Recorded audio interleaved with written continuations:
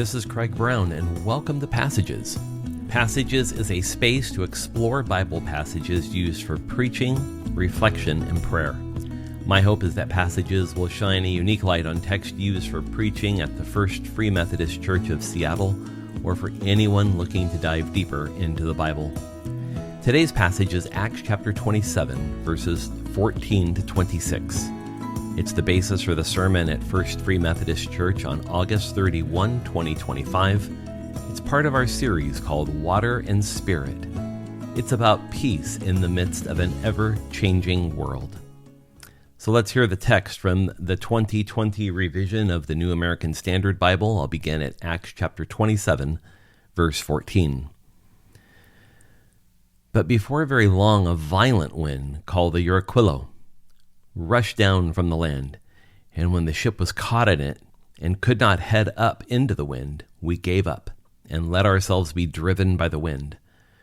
Running under the shelter of a small island called Cauda, we were able to get the ship's boat under control only with difficulty. After they had hoisted it up, they used supporting cables and undergirding the ship, and fearing they might run aground on the shallows of Syrtis, they let down the sea anchor and let themselves be driven along in this way. The next day, as we were being violently tossed by the storm, they began to jettison the cargo, and on the third day they threw the ship's tackle overboard with their own hands. Neither sun nor stars appeared for many days. No small storm was assailing us, and from then on, all hope of our being saved was slowly abandoned. When many had lost their appetites, Paul then stood among them and said, "Men, you should have followed my advice and have not set sail from Crete, and thereby spared yourselves this damage and loss. And yet now I urge you to keep up your courage, for there will be no loss of life among you, but only the ship. For this very night an angel of the God to whom I belong, whom I also serve, came to me, saying, 'Do not be afraid, Paul. You must stand before Caesar, and behold, God has graciously granted you all those who are sailing with you. Therefore, keep up your courage, men, for I believe God that it will turn out exactly as I have been told. But we must run aground on a certain island.'" This week's episode of Passages is going to deviate from its normal form. Normally, Passages is strictly about the text that I read. But for this particular episode of Passages, we're going to be covering the entire part of Acts chapter 27, not just these verses in the middle. We're going to look at this whole chapter because it is going to tell us a complete story. There will be a focus on the text read just now, but it really only contains part of the story. Sometimes for Sunday worship, for example, we read a smaller section of a text in worship because to read the entire text in worship, like all of Acts 27, would take up a lot of time. And so we read a shorter portion of the scripture, even though we may talk about a larger part of the story. Now, in this instance, Paul has been, at the opening of Acts 27, imprisoned in Jerusalem and then eventually transferred to Caesarea Maritima for nearly 2 years under a false accusation. Well, after he's been cooling his heels in jail, and this may be a combination of house arrest or some other kind of restriction, it may not be in a cell, he goes through the process of making 2 different appeals to Roman prefects or governors. The first is named Felix and the other is named Festus. They were successors to the person you might remember from the Gospels, Pontius Pilate. Well, after his patience had worn thin for a couple of years, Paul decides to tell the Roman governor that he makes his appeal to Caesar, which is his right as a Roman citizen. Any Roman citizen who felt as though they were not being treated fairly by the local governor or magistrate could make an appeal to Caesar so that their case might be heard there. Well, what this means then is that Paul's going to need to make his way to Rome via a ship at sea. He could certainly travel by land, but it would take a much, much longer amount of time than it would be if he just went by sea. And so Paul, along with some other prisoners, is turned over to a Roman centurion, and the text tells us his name is Julius. And this is where the story in Acts 27 begins. Paul is taken by ship up the Mediterranean coast. This is the east coast of the Mediterranean where Palestine and Israel are today. And they travel north along that coast, and their destination is Myra, which is the sister port to Alexandria in Egypt. Now, most of the grain in the Roman world was grown in Egypt. And so once ships in Egypt were loaded with this grain, they would travel north to Myra. In Myra, the grain would then either be transferred, or if the ship was large enough, it would stay on that ship there before it would then begin making its journey over to Rome. They just didn't sail straight across the Mediterranean to Rome. That was considered, even in this day, just a little too treacherous. And so oftentimes people would follow the sea close to land in order to get there, and that was the case in this instance as well. Now, you can still go to Myra today along the southern coast of what is Turkey, and you can see the granary that's there that was built by the Romans. So it was a transfer station for the grain coming from Egypt to get to Rome. And you might also know another famous individual from Myra, St. Nicholas, who came several centuries later, is also from this same location of Myra. Well, once Paul takes the journey on a much smaller ship to Myra, his centurion Julius transfers him and the other prisoners to a much larger ship there that is bound for Rome. And so the ship has passengers on it, we'll later learn 276 of them, and Egyptian wheat. And they set sail. And as they traveled along, they left and went across the south shore of the island of Crete. Crete is a long island in the middle of the Mediterranean. And they traveled on the south side of the island because the dominant winds during that time of year would come from the north or the east. And so they wanted to take shelter from the wind by traveling along the leeward side of the island. Even still, it wasn't a very easy trip. A lot of rough weather. It was in the fall of the year 59 BCE. And they finally stopped at a place along the southern coast of Crete called Fair Havens. The trouble they had at Fair Havens is that they realized that the seafaring was going to be difficult, but you couldn't winter there in Fair Havens. It was not a port that was particularly well protected, and so you wouldn't spend the winter there. Now, typically speaking, in the Mediterranean, ships did not sail during the winter months in this period of Roman history. There would be some occasional ships that would make that journey. Military ships would. There'd be a couple of other types that might, but a ship of this kind would not. It's just not ideal. So once they're at Fair Havens, they can't really stay there because it's not the best port. So after some time of deliberation, and then Luke tells us in Acts 27 that the fast was over, and the fast he's referring to is the fast that comes during the Jewish high holidays, during Yom Kippur, Rosh Hashanah. So that fast of Yom Kippur is over. So that tells us it's probably late October now. And so Paul, it says in the story, told the captain and crew and even his centurion Julius to stay put. They should not leave. It's going to be difficult if they do. And so it's this latter part of October that really helps Paul understand this is not a good time for us to make our way any further. Paul says that the ship, its cargo, and even the passengers' lives were at stake if they left. Well, a majority disagreed, and they decided to try to move further along the coast of Crete to find a better port to winter in. And this all happens in Acts 27, verses 1 to 13. And in that passage, you read about what happens. They believed that they could weather the winter better in another port along the south side of the island of Crete. And it was a port city called Phoenix. But the problem is things kind of went sideways there for them. Well, literally. But before we get there, let's just stop and take a look at a key passageway for us. And it's this, that God's movement is usually only seen in hindsight. God's movement is usually only seen in hindsight. We know that the rest of this story and this chapter will tell us what happens in this incomplete episode, but for what it's worth, just so you know, this story is the most detailed story in all of the ancient world, not just in the Bible, but in all of the ancient world of a nautical journey and shipwreck.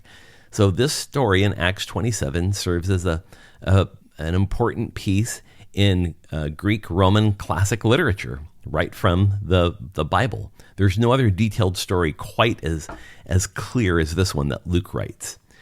Paul can foresee in the story that the journey is going to be hard, perhaps even impossible, threatening the lives of the passengers on the ship.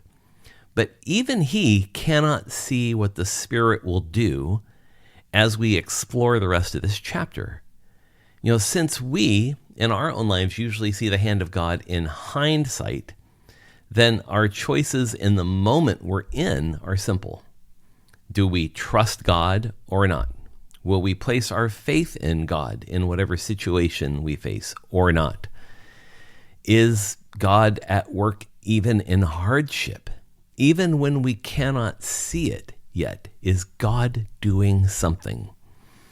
And oftentimes we'll see that in hindsight, but it's hard at times to see it in the moment. And so this notion of trusting in God and placing our faith in God is exactly what we're called to hold on to, especially in these difficult moments.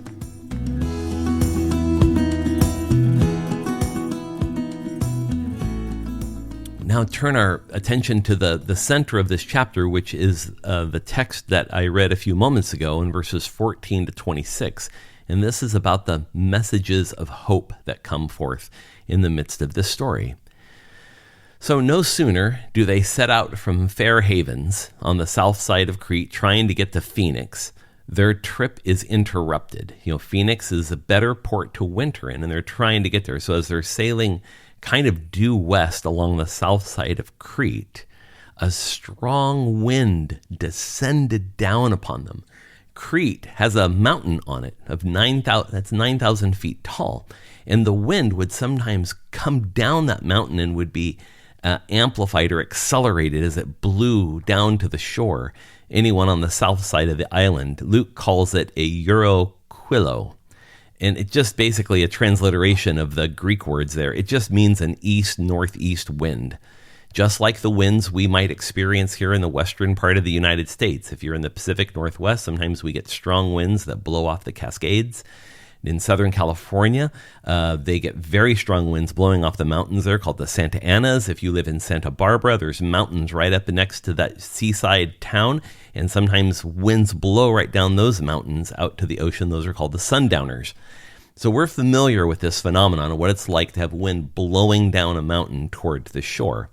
Well, this wind was so strong that it pushed the ship sideways. So they're traveling west, but the wind came from the north and the east, and it blew the ship away from the shoreline of Crete.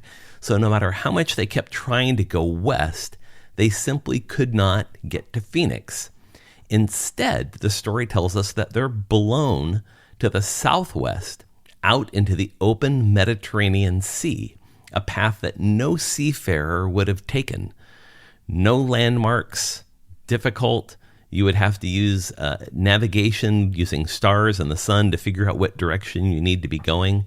Very difficult to do. Well, they continued to be blown by the wind, and as they were blown to the southwest, they risked running aground off the shore of Africa. That means they would have been blown almost all the way across the Mediterranean Sea. And they were worried that they would crash into a very well-known sand belt that's well offshore called Syrtis. And so they didn't want to run into that sandy bottom that would ground the ship, miles from shore. So they dropped their sea anchor and tried to stop if they could. And they even brought aboard a small craft. Usually these sailing boats would pull a dinghy behind them. They brought that small craft on board and then threw the anchors out to try to slow the ship down as it kept drifting toward this sand belt. Well, Luke tells us the storm keeps tossing them, and by day 3, after being blown off course near Crete by these winds, They begin on day 2 throwing their cargo overboard. On day 3, they start throwing tackle overboard. And in this case, it's a sailing ship. So the tackle they're throwing overboard is their extra tackle. So they would put on the ship extra items, pulleys and ropes and various things that if something were to break on the ship, they could replace it. All of that extra stuff they threw overboard because they're trying to lift the ship out of the water as much as they can by reducing its weight.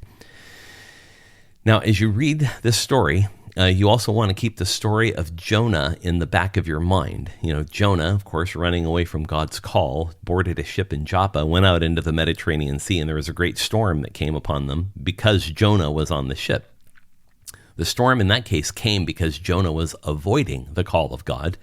In this story, we're going to learn in a moment that what is happening here is happening in the opposite fashion because Paul is following the call of God.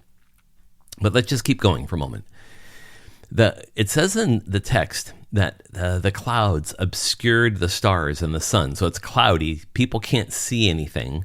And so they were losing hope they would survive. And it makes sense why. There's now no land in sight, and they can't navigate by the stars or the rising or setting of the sun. So they don't know what direction anything. There are no compasses at this time in the ancient world. So by verse 21, the text tells us that everybody's lost their appetite. Well, no wonder they've all lost their appetite. They've been tossed around. They're all seasick. It's not a pretty picture. And it's in the middle of that Paul stands up and he says to everybody on the ship, which we'll learn a little bit later is 276 people. He stands up and he says, first, I told you so. Of course, this is classic Paul. So he tells everyone, I told you not to leave Crete, but you did anyways. Then he gets to the point. He says, keep up your courage. He then tells them there'll be no loss of life, but only the ship that will be lost. And then he recounts to them a story that's the basis for why he believes these things. He tells all the passengers on the ship, he witnesses to them about how an angel of the Lord appeared to him. And the angel of the Lord said that, Paul, do not be afraid. And then the angel goes on to say that you must stand before Caesar. And so if Paul's to stand before Caesar, he has to survive this. And the angel says that all those sailing with him would survive as well. So then Paul turns back to the crowd again after recounting this version of his angelic vision, and he tells them, keep up your courage. In other words, don't lose hope. And then he tells them he believes that God will do exactly what he says. And then he delivers one little last piece of bad news, that we're going to have to run aground on a certain island. So what Paul knows is that he believes he's going to survive this. He's telling everyone else they're going to survive, but they're not going to survive easily or without hardship. And that opens a key passageway to us here, that God brings the word of hope just in time. God brings the word of hope just in time. It's at perhaps the most hopeless moment that God moves and works. One might even wonder if God is just good at brinksmanship. You know, perhaps the opportunity for faith and hope is the most ripe in desperate moments. I wonder if Paul was carrying his own doubts about what would happen before the angel appeared to him. You know, that's back to that hindsight issue. Have you ever seen or experienced God moving or speaking just in time?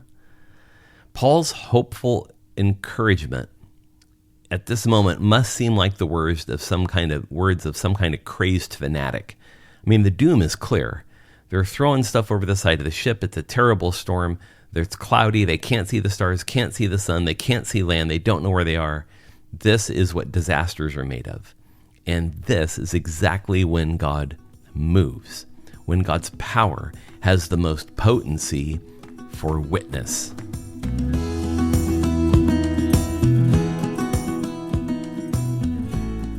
And so we turn to the rest of this text in verses 27 to 44 that conclude Acts 27. It says that Paul offers these words of encouragement and hope at the end of day 3. Well, fast forward to day 14, 11 days later.